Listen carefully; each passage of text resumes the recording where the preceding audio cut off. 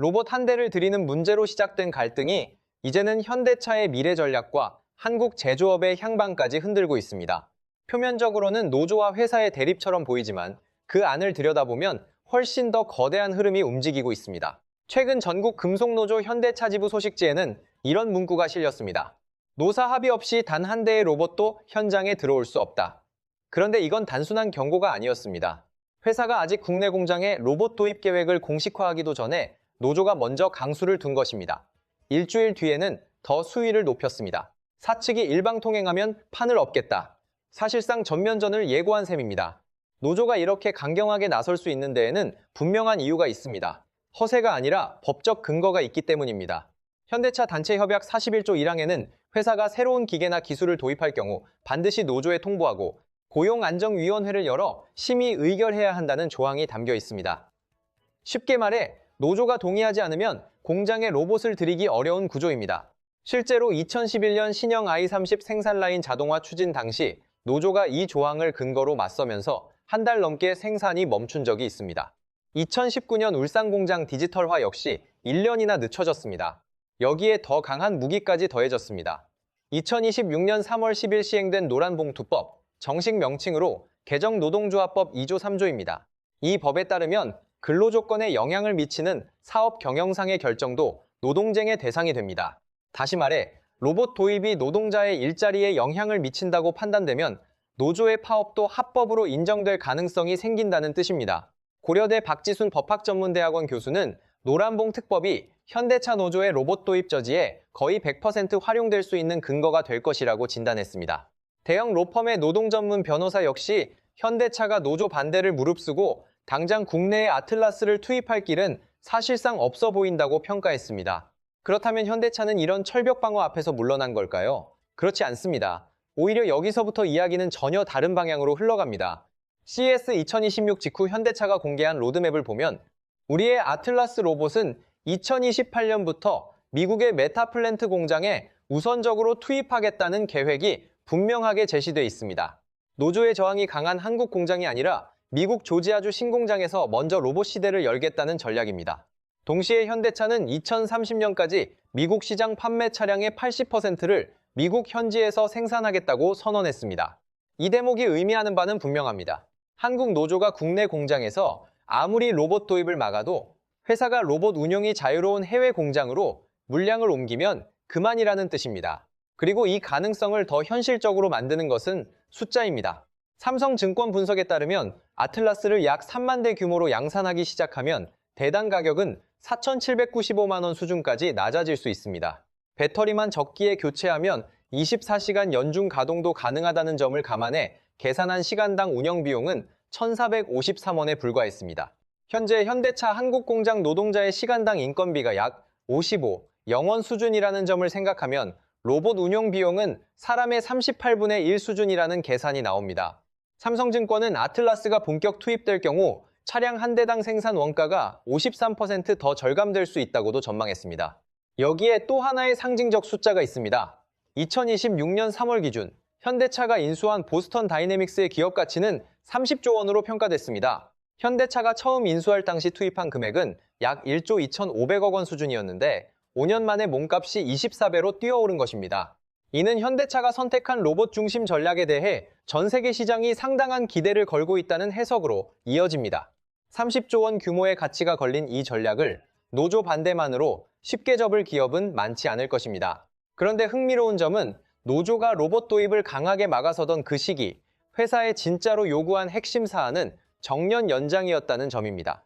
현재 60세인 정년을 64세까지 4년 더 늘려달라는 요구였습니다. 울산 디스토피아를 쓴 양승훈 경남대 교수는 이 상황을 두고 노조가 외치는 로봇 단 한 대도 안 된다는 구호는 엄포에 가깝고 진짜 목표는 따로 있을 수 있다고 봤습니다. 실제로 노조 관계자들을 만나보면 정년 연장이 가능할지를 가장 자주 묻는다는 것입니다. 결국 로봇 도입 저지는 최종 목적이라기보다 정년 연장을 얻어내기 위한 강한 협상 카드일 수 있다는 분석입니다. 이 상황이 왜 여기까지 흘러왔는지를 이해하려면 세 가지 맥락을 봐야 합니다. 첫째는 2021년 현대차 그룹의 정의선 회장이 내린 결단입니다. 그는 보스턴 다이내믹스를 전격 인수했습니다. 이 회사는 원래 구글이 인수했다가 수익화에 어려움을 겪으며 정리했고 이후 소프트뱅크의 손정혜 회장이 사들였다가 다시 시장에 내놓은 회사였습니다. 기술은 세계 최고 수준이었지만 그 기술로 어떻게 돈을 벌지 해답을 찾지 못한 기업이었습니다. 그런데 정의선 회장은 여기에 800만 달러를 투자해 지분 80%를 확보했습니다. 당시 시장의 반응은 냉담했습니다. 자동차 회사가 왜 그렇게 비싼 로봇 회사를 사느냐는 의문이 컸습니다. 하지만 정의선 회장은 다른 이들이 보지 못한 결합 지점을 봤습니다. 세계 최고 수준의 로봇 기술과 그것을 즉시 시험하고 적용할 수 있는 대형 자동차 공장을 한 손에 쥔 기업은 현대차뿐이라는 판단이었습니다. 테슬라는 로봇을 만들 역량은 있지만 공급망이 약하고 일반 로봇 회사는 기술은 있어도 대규모 테스트베드가 없습니다. 현대차만이 두 가지를 동시에 가진 구조였고 5년이 지난 지금 30조 원이라는 기업 가치가 그 판단을 뒷받침하고 있습니다. 둘째는 현대차 노조 내부에서 진행 중인 조용하지만 강한 변화입니다. 2022년 413명이던 노조 조합원 수는 2024년 말 662명으로 줄었습니다. 사상 처음으로 4만 명 선이 무너진 것입니다. 베이비부머 세대가 매년 2,000명 이상 정년퇴직으로 빠져나가는데 새로 채용되는 인원은 700명 남짓에 그치고 있습니다. 단순 계산으로도 매년 1,300명가량이 자연 감소하고 있다는 의미입니다. 이 속도라면 6년 뒤에는 전체 조합원의 5분의 1 수준인 7,800명이 현장을 떠나게 됩니다. 노조가 로봇을 두려워하는 이유는 단순히 현재의 일자리를 지키기 위해서만이 아닙니다. 로봇이 공장에 들어오면 신규 채용의 문이 더 좁아지고 조합원 수 감소 속도는 더 빨라져 조직 자체가 약해질 수 있다는 위기감이 작동하고 있는 것입니다. 셋째는 외부 충격입니다. 트럼프의 관세입니다. 미국 정부가 한국산 자동차에 25% 관세를 부과하면서 현대차와 기아의 영업이익 가운데 7조 2천억 원이 사라지는 효과가 생겼습니다. 한국에서 생산해 미국으로 수출하는 기존 구조로는 더 이상 수익을 지키기 어려워진 것입니다. 차를 한 대 팔 때마다 매출의 4분의 1이 통행세처럼 빠져나가는 구조라면 차라리 미국에 공장을 짓고 현지에서 생산하는 편이 낫다는 판단이 자연스럽습니다. 현대차가 미국에 210억 달러, 우리 돈 약 31조 원 투자 계획을 내놓은 배경도 여기에 있습니다.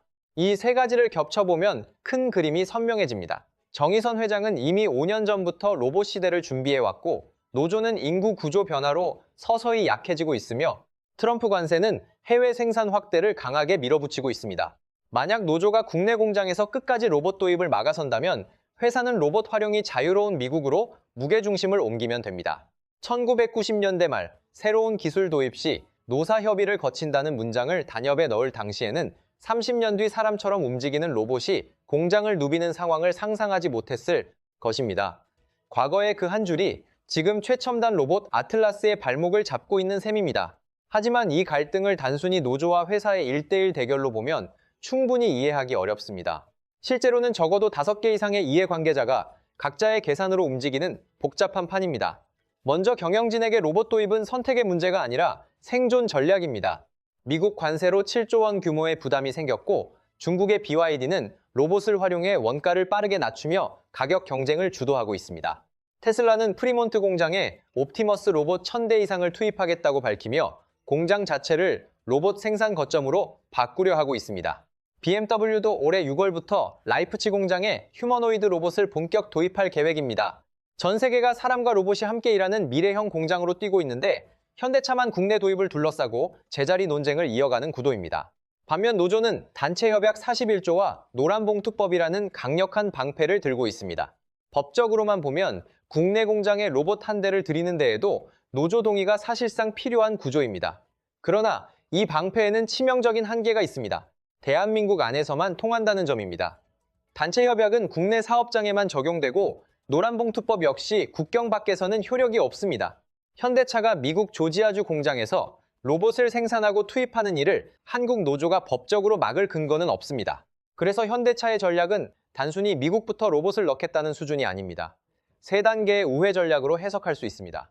1단계는 2028년 미국 메타플랜트에서 아틀라스의 실전 테스트를 시작하는 것입니다. 부품 분류처럼 비교적 단순하고 위험이 낮은 작업부터 맡겨 데이터를 축적하는 방식입니다. 2단계는 미국에서 확보한 성과를 바탕으로 로봇은 효율적이고 안전하다는 점을 기정사실로 만드는 것입니다. 그리고 3단계에서는 국내 완성차 공장보다 먼저 인력난이 심한 3차 협력사에 로봇을 지원하듯 투입할 가능성이 있습니다. 협력사에서 로봇이 안정적으로 자리 잡으면 다른 공장들은 로봇으로 효율을 높이는데 우리만 안 쓰면 경쟁에서 밀린다는 논리가 자연스럽게 형성될 수 있습니다. 국민대학교 권용주 교수도 현대차가 직접 충돌 대신 우회 전략을 쓸 가능성이 높다고 봤는데 이런 계산이 깔려 있다고 볼 수 있습니다. 돈의 흐름도 같은 방향을 가리킵니다. 미국의 31조 원, 새만금의 9조 원, 보스턴 다이내믹스 가치 30조 원. 이 자금의 규모와 방향은 단 하나를 말합니다. 로봇으로의 대전환은 노조와 협상하기 위한 카드가 아니라 기업의 명운을 건 최종 전략이라는 점입니다. 정의선 회장은 이미 70조 원이 넘는 자금을 이 판 위에 걸어둔 상태입니다. 노조 반대만으로 이 전략을 접을 가능성은 매우 낮아 보입니다. 특히 눈여겨볼 대목은 현대차가 로봇 양산 공장을 왜 울산이 아니라 새만금에 세우려 하느냐는 점입니다. 울산은 수십 년간 노조의 심장이자 근거지였습니다. 충충충충충충충충충충 로봇 공장을 세우면 즉각적인 충돌이 불가피합니다. 반면 새만금은 노조 영향력이 약한 신지역입니다. 현대차가 그곳에 AI 데이터 센터에 5조 8천억 원, 로봇 클러스터와 수전의 플랜트에도 대규모 투자를 진행하는 이유는 단순한 설비 확장이 아닙니다. 노조의 영향 밖에서 로봇 생산과 운용 생태계를 새로 구축하겠다는 뜻에 가깝습니다. 투자 그 자체가 끝까지 막는다면 우리는 당신들이 없는 곳에서 로봇 시대를 연다는 메시지처럼 읽힙니다. 더 무거운 현실은 시간이 노조 편이 아니라 회사 편이라는 점입니다. 조합원 수가 매년 1,300명씩 줄어드는 가장 근본적인 이유는 로봇이 아니라 고령화입니다. 로봇을 막아도 숙련 노동자는 은퇴로 현장을 떠납니다. 반면 로봇 기술은 지금 이 순간에도 빠르게 발전하고 있습니다. 2026년의 아틀라스와 2030년의 차세대 로봇은 성능과 경제성에서 전혀 다른 수준일 가능성이 큽니다. 시간이 갈수록 노조의 협상력은 약해지고 회사의 선택지는 더 많아질 수밖에 없습니다. 여기에 정부 기류도 중요합니다. 평소 친노동 성향으로 알려진 이재명 대통령조차 최근 우리 앞에 밀려오는 이 거대한 변화의 수레바퀴를 피할 길은 없다. 어차피 마주할 세상이라면 차라리 미리 준비하고 지혜롭게 대비해야 한다는 취지의 발언을 내놨습니다. 정부 산하 경제사회노동위원회가 AI로 인한 산업구조 변화를 핵심 의제로 설정한 것도 국가 차원에서 이 흐름을 막기보다 관리하겠다는 신호로 읽힙니다. 노조 입장에서는 우군으로 여겼던 정부마저 변화 관리의 쪽으로 기울고 있는 셈입니다. 같은 시기 해외에서는 전혀 다른 장면이 펼쳐지고 있습니다. 테슬라는 프리몬트 공장을 옵티머스 로봇 제조 전용 거점으로 전환해 연간 100만 대 생산을 노리고 있습니다. BMW는 독일 공장에서 피규어 AI 로봇을 10개월간 투입해 X3 3만 대 생산을 지원한 뒤 본격 배치를 결정했습니다. 중국의 샤오미는 베이징 전기차 공장에서 휴머노이드 로봇이 3시간 이상 연속 작업하는 데 성공했습니다. 중국 내 휴머노이드 로봇 관련 기업 수는 150개를 넘어섰습니다. 전 세계 경쟁자들은 이미 달리고 있는데 한국만 출발선에서 신발끈을 묶고 있는 형국이라는 지적이 나오는 이유입니다. 그렇다면 앞으로 어떤 결말이 가능할까요? 첫 번째 시나리오는 대규모 협상을 통한 빅딜입니다. 노조가 원하는 정년 연장, 즉 60세에서 64세로 4년 연장을 얻는 대신 회사는 로봇 도입에 대한 조건부 합의를 받아내는 방식입니다. 모든 공정이 아니라 위험하거나 기피되는 작업부터 시작하고 인위적 인력 감축은 하지 않으며 대체 인력에게 재교육과 재배치를 보장하는 안전장치를 함께 두는 구조입니다. 실제로 2024년 임단협에서 현대차 노조는 정년 퇴직자에게 2년 더 일할 수 있는 시니어 촉탁직 제도에 합의한 바 있습니다. 기아 화성전기차 공장 건설 때도 생산 물량 확대와 고용 보장을 맞바꾸는 식의 전례가 있었습니다. 노조의 진짜 목표가 정년 연장이라면 이 거래는 현실성 있는 시나리오입니다. 독일 자동차 업계도 내연기관에서 전기차로 넘어갈 때 기업과 노조, 협력사가 함께 공장별 전환 계획과 재교육 프로그램을 설계하며 큰 충돌을 줄인 사례가 있습니다. 두 번째는 더 현실성이 높아 보이는 우회 침투 시나리오입니다. 현대차가 강성노조가 있는 본공장과 정면 충돌하지 않고 1차, 2차, 3차 협력사에 먼저 로봇을 배치하는 방식입니다. 특히 3차 협력사는 극심한 구인난으로 이미 공장 운영이 어려운 곳이 많습니다. 고열의 용접 현장이나 냄새가 심한 도장 공정에서는 젊은 인력을 구하기 어렵습니다. 이런 곳에서는 노조 반대보다 제발 로봇을 넣어달라는 요구가 더 강하게 나올 수 있습니다. 협력사 현장에서 로봇이 성공하면 협력사도 로봇으로 경쟁력을 높이는데 왜 본공장만 뒤처지느냐는 논리가 자연스럽게 형성됩니다. 포스코는 1200도의 고로 점검 현장에 사족 보행 로봇을 투입했고 HD 현대중공업은 전체 용접 공정의 40%를 90대 로봇이 담당하고 있습니다. 하나오션도 2030년까지 자동화율 70%를 목표로 하고 있습니다. 한국 조선과 중공업에서는 이미 노조와 큰 충돌 없이 로봇이 상당 부분 들어와 있는 것입니다. 일본 도요타도 공장 전체를 한 번에 바꾸지 않고 작은 공정부터 점진적으로 로봇화하면서 기존 노동자를 로봇의 관리자이자 운영자로 전환시켰습니다. 현대차의 협력사 우회 전략은 한국형 점진주의로 볼 수도 있습니다. 세 번째는 최악의 시나리오입니다. 노조가 끝까지 로봇 도입을 거부하고 노란봉투법을 무기로 파업과 노동쟁의를 반복하면서 국내 자동화 속도가 세계 기준보다 크게 뒤처지는 경우입니다. 그 사이 테슬라와 BYD 같은 경쟁사는 로봇을 활용해 생산성을 높이고 가격을 낮추며 시장을 잠식할 수 있습니다. 이 상황을 설명하는 데 자주 인용되는 비유가 바로 적기법입니다. 1865년 영국은 자동차라는 신기술이 등장하자 마차업계를 보호한다는 이유로 자동차 최고 속도를 시속 6km로 제한하고 앞에 붉은 깃발을 든 사람이 걸어가게 하는 법을 만들었습니다. 그 법이 30년 넘게 이어지는 사이 독일과 프랑스는 자동차 산업 주도권을 잡았습니다. 결국 보호하려던 마차 산업도 사라졌고 미래 산업까지 놓쳤습니다. 지금 로봇 단 한 대도 안 된다는 구호가 자칫 21세기판 적기법이 될 수 있다는 우려가 나오는 이유입니다. 네 번째는 정부가 적극적으로 개입하는 노사정 대타협 시나리오입니다. 경제사회노동위원회를 중심으로 노조, 회사, 정부가 함께 로봇 전환 로드맵을 짜는 방식입니다. 로봇 도입 시기와 규모, 남는 인력의 재배치와 교육, 나아가 로봇세 같은 제도 논의까지 패키지로 다루는 구조입니다. 독일은 2018년 석탄위원회를 만들어 2038년까지 탈석탄 로드맵을 세우고 피해 지역과 노동자에게 400억 유로 지원을 약속하며 충돌을 최소화한 바 있습니다. 완벽하지는 않았지만 갈등을 관리 가능한 수준으로 만든 사례로 평가받습니다.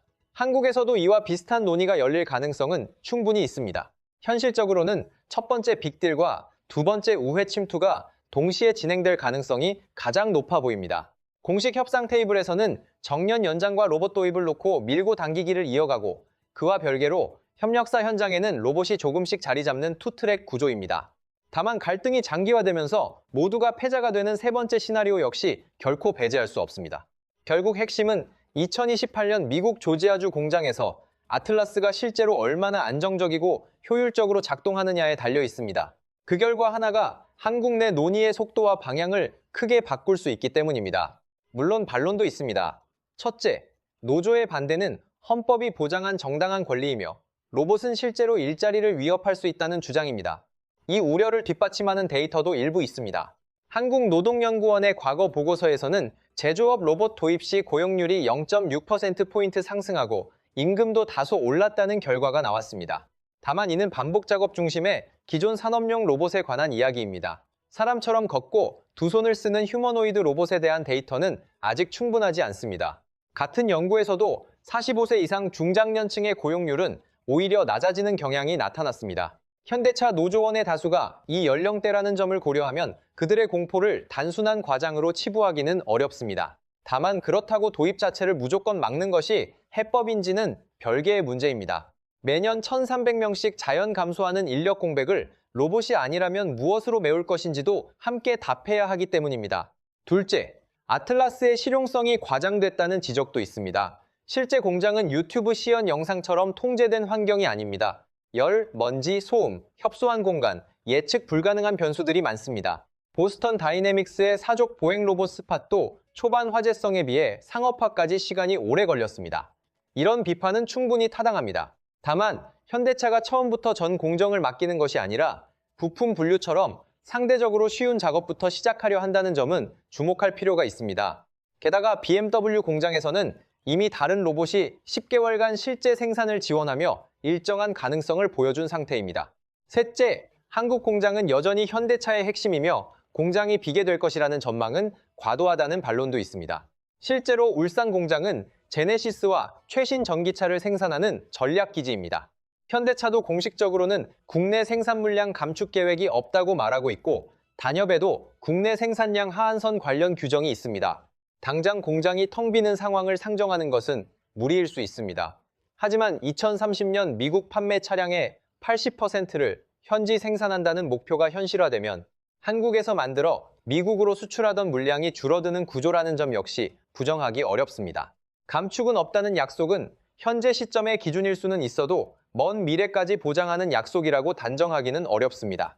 넷째, 로봇 도입에 앞서 사회적 안전망부터 갖춰야 한다는 주장도 있습니다. 재교육 체계와 전직 지원 없이 로봇만 도입하면 사회적 비용이 너무 크다는 지적입니다. 이 의견은 매우 중요합니다. 다만 문제는 경쟁자들이 그 준비가 끝날 때까지 기다려주지 않는다는 점입니다. 완벽한 안전망이 갖춰질 때까지 기술 도입을 멈추자는 말은 자칫 변화 자체를 멈추자는 주장으로 굳어질 수 있습니다. 적기법의 역사가 남긴 교훈도 바로 여기에 있습니다. 정리하면 지금 벌어지는 싸움의 본질은 로봇 그 자체가 아닙니다. 국내에서만 보면 노조의 법적 무기는 여전히 강력해서 당분간 로봇 진입을 늦출 수는 있을지 모릅니다. 그러나 누구도 막지 못하는 것이 있습니다. 시간입니다. 노조라는 성벽 안의 인력은 계속 줄어들고 성벽 밖 세계는 이미 로봇과 함께 빠르게 움직이고 있습니다. 이제 핵심 질문은 로봇을 들일 것인가 말 것인가가 아니라 어떤 조건으로 누구를 보호하면서 로봇 시대를 맞이할 것인가로 바뀌고 있습니다.